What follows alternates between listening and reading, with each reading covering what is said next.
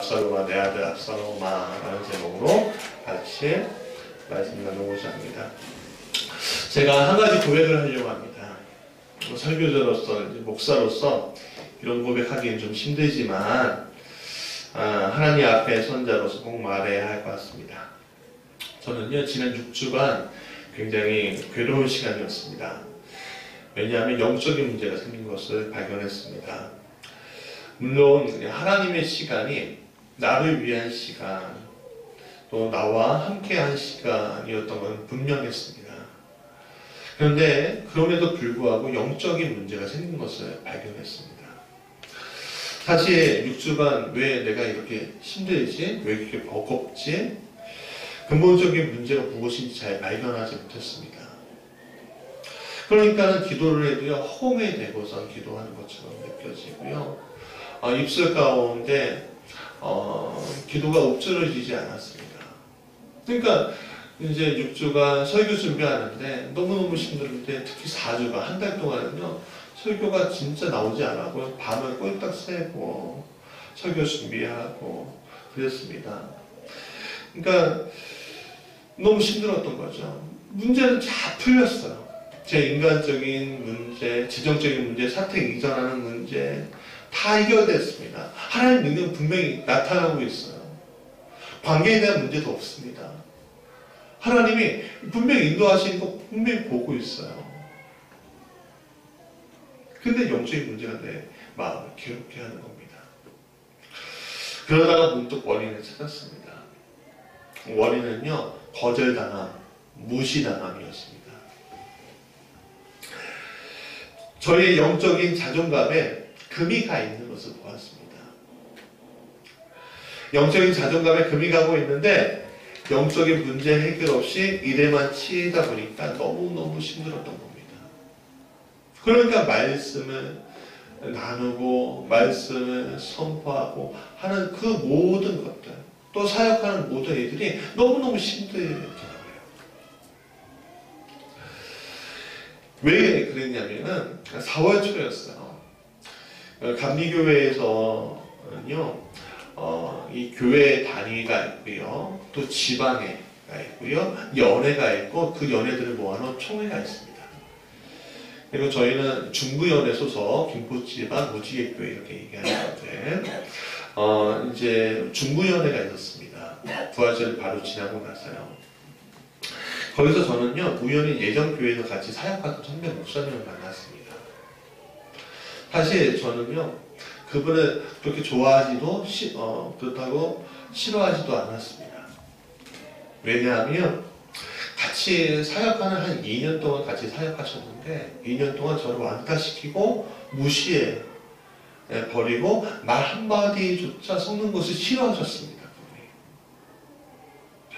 이유는 있었어요. 왜냐하면 제가 그분에 대해서 잘못한 것이 아니라 저를 부목사로 데려온 선임 목사님이 있었어요. 손 목사님이라고. 그분은 너무너무 그분이 싫어했습니다. 미워했습니다. 그러니까는 저를 데리고 왔으니까 제가 또 직속 동아리 후배고 막 그러니까 저 또한 싫은 사람이 된 거예요. 근데 저는요 개인적으로 원수 맺는 거 싫어합니다. 어떻게든 다가가 보려고 어떻게든 몇 번이고 좀 대화를 터보려고 했지만 다가오는 건 맹대더라고요. 그래도 이제 시간이 지났잖아요. 그분도 그 교회에서 나왔고 저도 그 교회에서 나왔습니다. 몇 년 만에 처음 봤어요. 그러면 이제 목사하고 또 하나님 섬기는 사람이고 그러다 보면 시간이 지났는데 그럼 만나면 어떻게 해야 합니까? 그냥 손잡고 악수해야 되잖아요. 잘 있었냐고. 그렇게 하는 것이 기본적인 도리 아닙니까? 제가 아끼는 모교회 전동교회 후배 전사님이 안수를 받았습니다. 그 안수 사진을 찍고 계시더라고요. 그 지방에 소속돼 있으셔서. 그래서 제가 먼저 다가갔습니다. 목사님 잘 계시냐고. 손을 내밀었는데 그냥 하고 지나가시더라고요. 그런데 나중에 또 식사 자리를 또 같이 하는데 한마디도 말을 섞지 않는 거예요. 굉장히 충격을 받았습니다. 그래도 처음에는 예전에 그랬으니까 그럴 수 있지. 그냥 넘어갔어요. 저 개인적으로. 어색할 수 있으니까 이해하자. 그냥 이해하자. 내가 예수 안에 있으면 됐지 뭐. 난 그분에게 다가갔으면 됐지 뭐. 주님이 마음을 주신 것처럼 했으니까 됐지 뭐. 근데 가면 갈수록 제 마음 가운데 이 금이 가 있는 것을 느껴지는 거예요. 마음에 분명히 상처가 입혀졌더라고요. 그래서 그 일이 있은 다음에 무슨 일이 있었냐면 제 꿈속에 그분이 계속 나타나는 거예요. 6주간 한 4번인가 5번인가 나타났어요. 그냥 제 자신은 난 괜찮아. 난 괜찮습니다. 난 좋아. 하나님의 일들이 보여주고 있는데 넌 너무 좋지 뭐 라고 했지만 그 일들이 내 마음에 금을 가게 하니까 제 영은 거기서 죽고 있더라고요. 이거죠. 제 영이 괜찮지 않았습니다. 내 마음이 괜찮지 않아요. 별거 아니었습니다. 그냥 우리가 나이를 먹다 보면 다 좋은 사람만 있는 거 아니잖아요. 싫어하는 사람도 생기고요. 내 손 내밀어도 거절할 수 있는 거예요. 무시당할 수 있는 거예요. 그런데 그런 사람들 한두 명 생기는 게 아니잖아요. 저도 목사님 저도요. 목회하면서 이상하게 정말 원수 안 맺고 싶은데 원수 맺어지는 일들이 생기더라 이거죠. 근데 그런 사람들이 이제 한두 명 생기는 것도 아닌데 그냥 좀 선하게 아름답게 만들고 싶어도 안 되는 건 어쩔 수 없는 건데 내 마음의 한 구석에는 뭐라고 했냐면 어떻게 저럴 수가 있냐 이거죠. 내가 손을 내밀었음에도 불구하고 어떻게 저러지? 그 이유들과 내 안에 있는 자책감들 내가 얼마나 못했으면 저분에게 그리고 제 자존감이 너무너무 하락이 되는 거예요. 그것을 제가 발견하기 시작했습니다. 저도 모르게 육체적으로 정신적으로 제 자신을 소모하고 있었던 겁니다. 제 자신을 소모를 했지만 영적인 문제 앞에서 무너진 저를 보지 못하고 결국 실패하고 있었던 겁니다.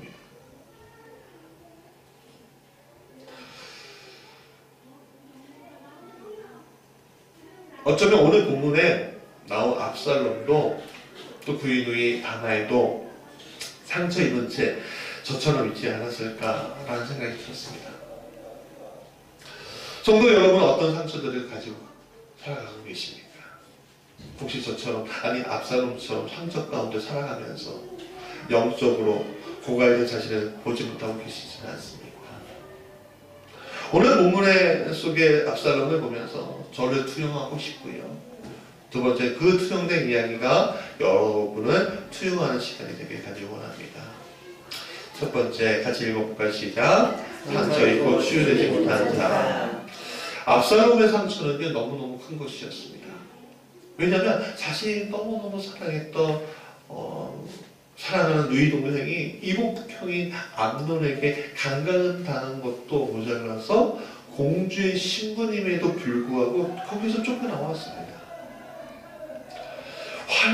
활달했던 자신의 동생이 성경의 표현대로 하면요 처량하게 지내고 있는 그 모습을 보면서 그 안에 얼마나 울분이 있었겠습니까?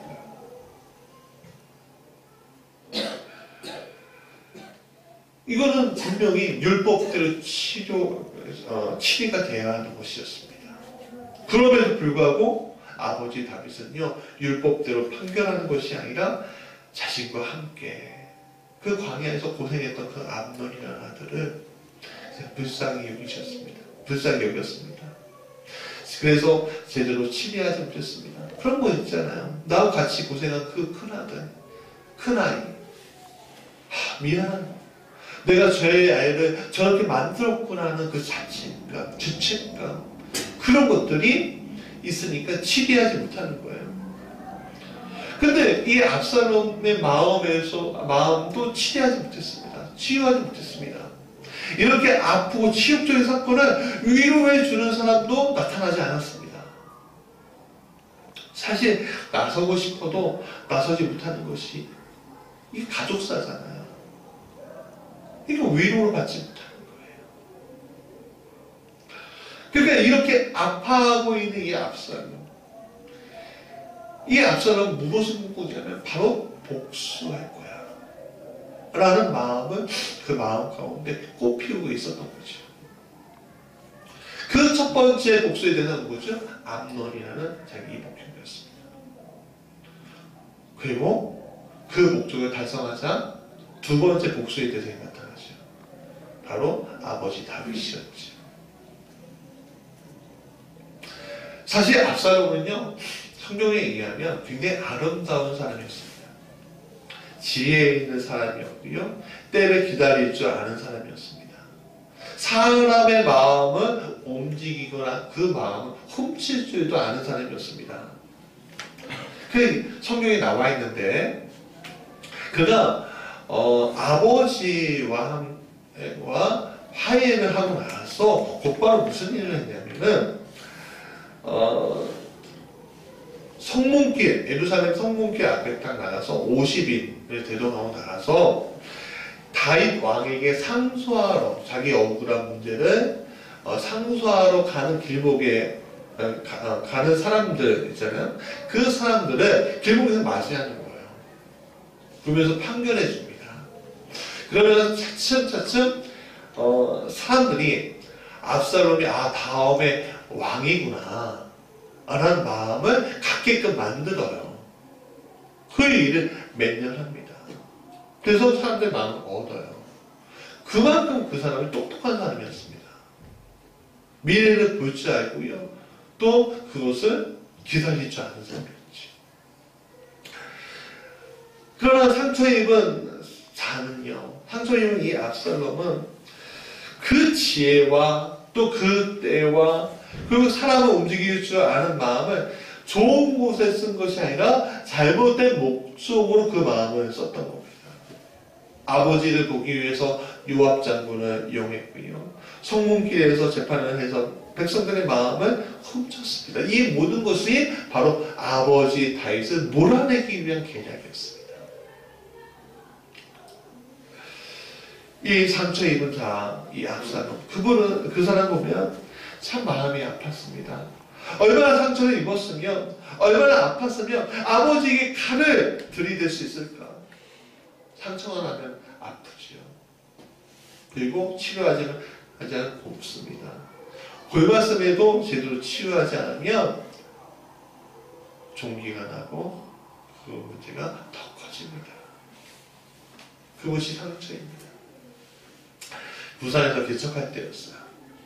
상가 2층을 임대하고 첫 교회를 시작했습니다. 근데 부동산 하는 분에게 들으니까 이 건물주가 빌딩을 3채나 가지고 있으시다는 거예요. 그 동네에. 그런데 보니까 딸이 너무 어린 거예요. 이분이 70대 할아버지인데 이게 뭐지, 왜 그러지? 늦게 결혼하셨나? 했는데 알고 보니까 아들이 2명이나 있다는 거예요. 그러니까 이혼한 건지 어떤지 모르지만 그 후에 그 두 아들과 이 상속싸움을 하고 있다는 겁니다. 왜 몸도 불편한 아버지에게 왜 그럴까 보았습니다. 그러다 깜짝 놀라는 일이 있었어요. 새벽 기도를 위해서 문을 열었는데 5시 반에 문을 열었는데 그때 그분이 앞에 있는 거예요. 알고 인사하고 문을 딱 열려고 하니까 안 된다는 거야. 이게 무슨 소리 하는 거냐고. 우리가 교회에는 새벽 기도해야 되는데 문을 열어야 되는데 왜 그러시냐고. 근데 논리적으로 제가 맞잖아요. 근데 그분이 깜짝 놀란 게 갑자기 바닥에 주저앉아서 어린애처럼 막 우시는 거예요. 70대 노인이, 건물주가. 여러분 상상이 가십니까? 저는 그런 거 처음 봤습니다. 어떻게 그럴 수 있지? 근데 6시가 딱 되니까 이제 새벽 그 태양이 딱 떠오르고 6시가 되고 사람들이 움직이기 시작하는 그 순간 벌떡 일어나고 또 올라가는 거예요. 참 별일이다 싶었습니다. 그래서 새벽 기도를 6시에 옮겼는데, 그러다가 이제 1층 식당 아주머니가 얘기하시는 걸 들었어요. 왜 그럴까라고 했는데, 이유가 있었어요. 이분이 막내래요. 막내인데, 막내라고 그 옛날 분이잖아요. 그러니까 공부를 안 시킨 거예요. 형들을 먼저 공부시켜야 한다고. 공부를 안 하다 보니까 어떻게 돼요? 어떻게 늦게 공부를 시작하고 하는데, 공부 안 하니까 형들하고 이게 뒤처지잖아요. 결국에 형들 밑에서 노가다서부터 시작해서 어떻게 있고 자수성가하고 건축을 해서 빌딩 세 채나 보유하고 있는 사람이 되었어요. 그러니까 온갖 서러움을 받으면서 자수성가를 했는데, 자기를 사랑해주고 자기를 위로해주고 자기를 지지해주는 사람이 없으니까 어떻게 해요? 그 사람 베풀지 모르는 거예요. 그래서 자신에게 온 물건들이 있으면 썩을지 않는 다른 사람에게 주셔야 한다. 그 마음이 있더라고요. 그래서 실제로 맨 위층에 사셨는데, 그 집주인 집에 무슨 일이 있었고 다 갔는데, 진짜 감자, 고구마 뭐 이런 것도 있잖아요. 다 썩고 있는 거예요. 깜짝 놀랐죠. 세상적으로 바라볼 때 성공은 한 것 같아요. 근데 상처 입고 치유되지 못하니까 자아가 아파요. 회복되지 못해요. 그러니까 자녀들을 낳아도 그 자녀하고 싸우는 사람의 전형이 되어버린 걸 봤어요. 오늘 이렇게 아픈 이들이 많습니다. 이 압살롬 같은, 이 건물주 같은 이들이 얼마나 많이 있는지 모릅니다. 그들 자신이 아픈데 아픈 곳을 몰라요. 알아도 그것을 치유하는 방법을 찾지 못하면 더 어렵게 되는 것을 보게 돼요. 그러다가 하나 쌓아가다가 말년되면 정말 그 사람이 불쌍해지는 것을 보게 됩니다. 가지고 있어도 불쌍한 인간이 많다는 거예요. 이렇게 아프면요, 이런 이들에게는요, 내일이라는 것이 보이지 않아요. 내일이라는 것이 없다는 건 뭐냐면 소망이 없다는 거예요. 건강한 자아를 가지고 있는 사람은요, 건강한 내일을 기대할 수 있습니다. 그러나 건강하지 못한 자아를 가진 사람은요, 내일도 또 소망도 가지지 못하고 항상 자기 자신의 그 아픔의 문제에 속해서 그냥 바로 앞에만 보는 거죠. 바로 앞에만. 물론 그런 사람도 성공할 수 있습니다. 그런 이들도 이길 수 있어요. 그러나 자기 자신 치유하지 못해요. 그 대표적인 사람이 스티븐 잡스입니다. 그는 정말로 성공한 인생이었습니다. 그리고 그는요, 정말 혁신의 대명사였습니다. 그러나 그가 살아오고, 그가 정말 사람들하고 관계 맺고 하던 그 모든 일들을 보면요, 그들의 책과 그 사람을 위한 어떤 인터뷰나 그런 것도 보면 그는 정말 불쌍한 사람이었습니다. 인정받긴 했지만 관계 면에서는 너무나 불쌍한 사람이었죠. 두 번째, 같이 읽어볼까요? 시작. 소망을 다시 찾는 자리에 서라. 부산에서 친하게 지내는 목사님 한 분 계셨어요. 선배 목사님이었는데 정말 열심히 사역하고 계셨습니다. 근데 교회 안에 한 젊은 자매가 자살을 하는 사건이 생겼어요. 왜? 열심히 같이 사역했거든요. 근데 자살을 한 거예요. 굉장히 충격을 받으셨어요. 근데 왜 그랬나 했더니, 뭐 여러 이유가 있는데, 이 영적으로 많이 아팠어요. 마음에 상처가 있어서. 마음에 영적으로 많이 아팠는데, 그 지점을 놓치고 같이 사역하다가 그냥 그분은 극단적인 선택을 했던 거죠. 교회에 열심을 내는 이들이 있는 모습을 보게 됩니다. 참 감사하죠. 교회로서 고맙습니다. 좋아요. 교회에 일꾼이 없을 때 일꾼을 얼마나 잘 도와주는지 모릅니다. 그러나 자신의 영적인 문제를 해결하지 못하고 열심히 사역하는 경우는 좀 문제가 달라요. 열심을 내서 하긴 하지만 영적인 갈급함이 묻어있을 경우에는 그 해결책이 좀 다르기 때문에 그렇습니다. 성경에 마르다와 마리아 이야기가 나와요. 마르다는 주방 공사를 하였는데 너무너무 바빴습니다. 그에 비해 동생 마리아는요, 예수님의 말씀을 경청하는 사람입니다. 그러니까 일손이 턱없이 모자란 상황에서 마리아가 그렇게 하니까 마르다가 어떻게 합니까? 예수님께 자신을 좀 도와줄 것을 요청해요. 그런데 예수님 그것을 거절하시고 이렇게 말씀하십니다. 우리 누가복음 10장 41절 42절까지 읽어볼까요? 시작. 주께서 대답하여 이르시되 마르다야 마르다야 내가 많은 일을 염려하고 것이거나 몇 가지만 하든 혹은 한 가지만이라도 하리라. 마리아는 이 좋은 편을 택하였으니 빼앗기지 아니할까 하십니다. 42절이 조금 헷갈리는데 세 번역을 한번 읽어보겠습니다. 시작. 그러나 주님의 일은 많지 않거나 하나뿐이다. 마리아는 좋은 목을 택하였다. 그러니 아무도 그것을 그에게서 빼앗지 못할 것이다. 그러니까 예수님은 마리아의 지금의 형편으로는 주방공사하는 것보다는 먼저 내 말씀을, 주님의 말씀을 듣는 것이 이 사람으로서는 더 중요하다. 더 중요한 일이야 라고 얘기하시는 겁니다. 봉사하는 게 잘못됐다는 얘기가 아니에요. 이 사람 형편으로서 이게 중요하다는 거죠. 그렇죠.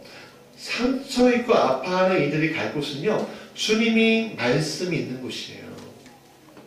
말씀 속에서 자신을 발견하고요, 아픔의 모습을 보고 그 아픔까지도 사랑하시는 예수님을 바라보아야 합니다.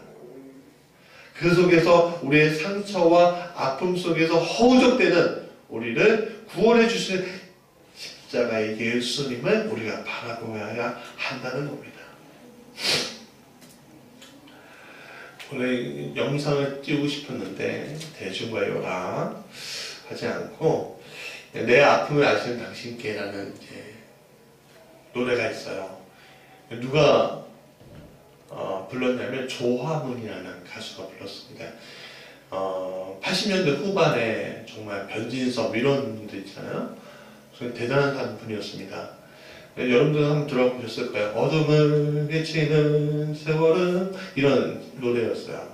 한번 읽어볼까요? 그래도 노래 부르지 말고 같이 읽어보면 어둠을 헤치는 세월은 말없이 흘러나가는데 지나간 시간이 서로 한없이 물러나는데 그러나 어느 날 사랑을 만났네. 누구도 느낄 수 없는 내 아픔 아시는 당신께 내 모든 사랑을 드려요. 이 눈을 보시는 당신에게 마음을 네. 2절도 한번 읽어볼까요? 시작. 어느덧 구름을 거치고 따스한 햇살이 내게로 젖었다.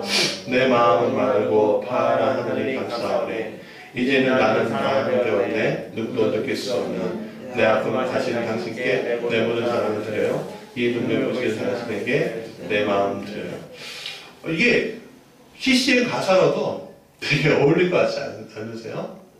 근데 놀랍게도 정말 이 CCM 가사 같은 이 찬송가 같은 이 가사가 예수님 안 믿을 때 썼던 거라는 거예요. 80년대 후반, 90년대 초반의 조화문 씨는요, 이 세상의 시각에서 볼 때는요, 그 재능과 부를 모두 갖춘 듯이 보이는 사람이었다는 거예요. 저는 이분에 대해서 잘 모르지만, 그런데 그의 간증을 들어보면 이랬다는 겁니다. 그분의 내면이 썩고 있었대요. 굉장히 심한 고독과 허무감 속에서 허우적된 거예요. 왜?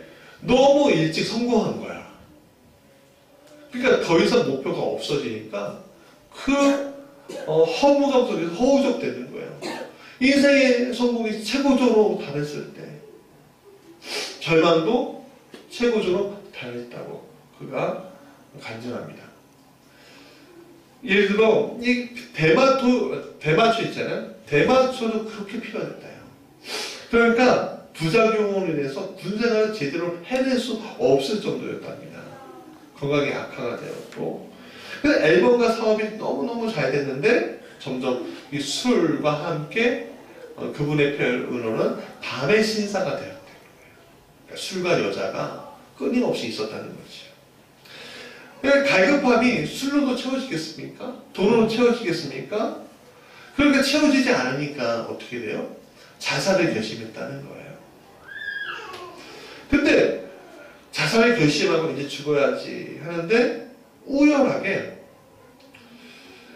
마주친 한 집사님이 권유로 요한복음을 읽게 되었다는 거예요.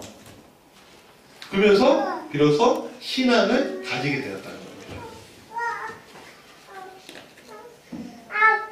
그 신앙을 가지니까 어떤 일이 일어나냐면 그분의 표현을 의하면 필요 없는 100가지를 가져가시고 새로운 100가지를 주셨다. 그렇게 말씀하고 있더라고요. 그러니까 하나님에 대한 신앙은 그동안 그분을 옥죄고 모든 갈급했던 것에서 그분을 건져내 주셨어요. 그 이후로 하나님을 늘 가까이 친밀하게 만나고 그분의 인도하심에 따라서 살고 있다고 합니다. 지금은요 아시아 신학대학, 그러니까 엑츠죠. 엑츠를 졸업하시고 목사로 이제 캐나다에서 봉사하시고 또 지금 서울 어딘가에서 섬기고 있다고 하시는 거예요. 그러니까 젊었을 때 대중가요였던 내 아픔을 아시는 당신께가 이제 예수님을 만나게 되면서 하나님을 찾는 내 아픔을 아시는 당신께로 바뀌어 버린 거죠. 상처 입은 자가는요 소망이 없어요. 내일이 안 보여요. 그러나 예수 안에 들어올 때 상처는 치유되고요, 소망은 살아났고요, 내일은 다시 다가오는 것을 볼 수 있게 됩니다. 바로 이 조항훈 씨 예처럼 말이지. 세 번째 같이 읽어볼까요? 시작. 같이 응원해주는 이들과 같이 있어라. 아까 전에 제가 오프닝 할 때 제가 영적으로 매우 어려움을 겪었다고 말씀드렸잖아요. 잘 이겨낼 수 있었어요. 힘들었지만 지금 극복해 나가고 있는 과정입니다. 근데 이것을 이겨내 나갈 수 있었던 이유 중에 하나는 저를 응원해주는 사람이 있더라 이거죠. 나를 무시하고 저를 거절하는 이들은 분명히 존재하지만 저를 사랑하고 저를 발견해주고 저를 응원해주는 이들이 있었다는 거예요. 그것이 저를 극복해준 그 문제, 영적인 문제, 이 갈급함에서 벗어나게끔 해주더라 이거죠. 성경의 사람들도 마찬가지였습니다. 사도 바울은요, 복음 사역을 위해서 아주 길고 험한 길을 다녔습니다. 온갖 고초를 당하고 방해를 받고요, 자신이 세웠던 교회가 무너지려고 하는 것까지 보았습니다. 그럼에도 불구하고 그가 자신의 사역을 끝까지 잘하고 하나님께 충성된 자로 남을 수 있었던 이유가 있습니다. 그것은 그를 지지해주고 응원해주는 교우들이 있었기 때문에 그렇습니다. 사도행전 28장 15절 같이 읽어볼까요? 시작. 그리고 형제들이 우리 소식을 듣고 아비오 항장과 드레이스 타베 유대까지 맞으러 오니 바울이 그들을 보고 하나님께 감사하고 담대한 마음 얻으리라. 분명히 그는 힘들었어요. 그러나 그의 사역과 그를 보려고 그 자기에게 맞이하러 온 그 성도들을 보면서 그가 어떻게 해요? 하나님께 감사가 되고 눈물 흘리면서 더 담대한 마음으로 내가 끝까지 하나님을 충성해야지, 하나님께 충성해야지, 그 생각을 가지고 딱 끝까지 복음을 전하는 거 아니겠습니까? 압살롬의 깊은 상처, 그 상처는요 위로받지 못한 데 있었습니다. 아버지인 다윗이 다말스크 이후에 위로해 주었다면, 멀리 있다가 돌아온 그 아들에게 아버지 다윗이 다가와서 진짜 위로해 줬다면, 요압에 의해 다시 만났을 때 진정으로 위로해 줬다면, 왕으로서 위로해 준 것이 아니라 아버지로서 위로해 줬다면, 압살롬은 아버지 다윗을 그의 아버지 다윗을 이게 반란은 일으키지 않고 그를 왕에 쫓아내려고 하지 않을 수도 있었습니다. 알았을 거예요, 분명히. 물론 다윗이 그의 아들 압살롬을 사랑하지 않았던 것이 아니에요. 그가 형 암논을 죽이고 외국으로 도망갔을 때에도 그를 사랑했습니다. 우리 사무엘하 13장 39절하고 14장 1절까지 한번 읽어볼까? 시작. 다윗의 왕의 마음이 향하는 간절하니 암논은 이미 죽었으므로 왕의 위로를 받았습니다. 수멜의 아들 요압이 왕의 마음이 압살롬을 향하는 에게로 향하는 줄 알고 신하들이 느낄 정도로 그는요 압살롬을 사랑하고 사랑했습니다. 그러나 그는 그런 사랑을 표현해주지 않았습니다. 왜? 자신이 왕이니까. 그리고 왕이었기 때문에 더 그러했던 거예요. 그러나 그는 아버지였어요. 왕이기 전에 아버지였단 말이죠. 아버지의 따뜻한 보금자리, 자녀를 지켜주는 자리, 사랑하는 자리에 서 있어야만 했죠. 그의 잘못을 덮고 다시 시작할 수 있도록 응원해 주어야만 했습니다. 우리나라 역사 가운데 조선시대에 이런 비극적인 이야기들이 많이 있는데 그 대표적인 게 뭐죠? 사도세자 이야기예요. 영조는요 원래 정치적 기반이 약했습니다. 기반이 약했기 때문에 어떻게든 신하들보다 뛰어나고 싶었어요. 학자로서. 근데 자기 뒤를 이어야 할 이 사도세자는요 문인의 기질보다는 무인의 기질이 강했던 사람이에요. 그러니까 자기 마음에 족하지 않아요. 그러니까 그 족하지 않으니까 어떻게 해요? 쪼고 그러니까 정신병이 생기잖아요. 결국에 사도세자를 죽게 만들지 않습니까? 그는요 왕으로서의 아들을 보았기 때문에 이 사도세자가 죽은 거였습니다. 오늘 우리가 우리 위치 아래에서 자녀를 볼 때요 제가는 목사예요. 그럼 목사의 위치에서 내 아들을 보는 것이 아니라 아버지의 위치에서 내 아들을 봐야 하고 내 딸을 봐야 하는 거 아니겠습니까? 오늘 우리는 우리의 위치, 우리의 상황, 우리의 환경 가운데 우리의 자녀를 보고 있는지 모릅니다. 그래서 그거 벗어나야 합니다. 아버지로서, 어머니로서 내 자녀를 바라보고 그리고 그 마음을 위로해 줄 줄 알아야 합니다. 얼마 전에 미국의 한 상원의원, 하원 의장이 나 이제 그만둘래 이렇게 했어요. 근데 잘 나가는 정치인이었습니다. 근데 왜 그만둘래? 왜 그만두냐니까 이유가 하나예요. 젊은 정치인인데 그동안 내 자녀에 대해서 소홀했다. 앞으로 내 시간은 내 자녀와 보내기 위해서 내가 그만두겠다. 앞으로 차세대 대통령감인데도 불구하고 포기했다는 것이. 예수님의 비유인 돌아온 탕자 이야기 시사하는 바가 커요. 아버지가 어떻게 돌아온 아들을 대해줘야 하는지 잘 알려주고 있습니다. 아버지는 멀리서 아들 돌아오기만을 기다리고 있었습니다. 하루, 이틀, 한 달, 1년, 2년. 근데 멀리서 그 아들이 오는 것을 보았습니다. 그 형체만 봐도 알 수가 있었어요. 그 아버지는 거기서 기다리지 않고 뛰어가서 그의 목을 잡고 잘했다. 아들은 내가 종이 되겠습니다. 종이 되겠습니다. 아니다. 하면서 잡아 끌었어요. 자신의 재산 절반을 날려버린 자식이었지만 아버지는 그런 작은 아들을 종으로 대하는 것이 아니라 아들로 대했고 실패하고 돌아온 아들이었지만 그것에 대해서 뭐라 하지 않고 돌아온 것에 대해서 기뻐했다는 겁니다. 그래서 잔치를 열었죠. 얼마 전 세월호가 똑바로 설 수 있었습니다. 유가족들은요, 이 세월호가 똑바로 설 수 있기까지 박근혜 전 정권과 그들이 비호하는 시민단체들 앞에서 온갖 모욕과 수모와 고난을 당했습니다. 무려 46일을 단식했던 유림이 아빠에게 가서 폭식투쟁이라는 기가 막힌, 기가 찬 방법으로 모욕도 주었습니다.